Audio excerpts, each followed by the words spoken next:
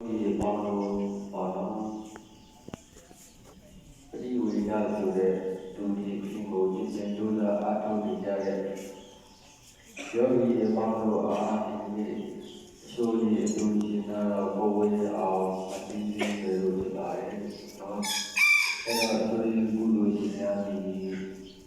ကျေကျေပါပါနဲ့ဆင်းသာသာနဲ့လူနာနဲ့တန်ဆုံးတဲ့တော့ဒုတိယတွေကိုရရှိပြီးအဲ့ဒီကုသိုလ်ကြီးတို့ရဲ့သံဃာတော်ကြီးတွေအတွက်သိက္ခာများပြီးတိုက်အောင်သိက္ခာထောက်ပံ့ပါသည်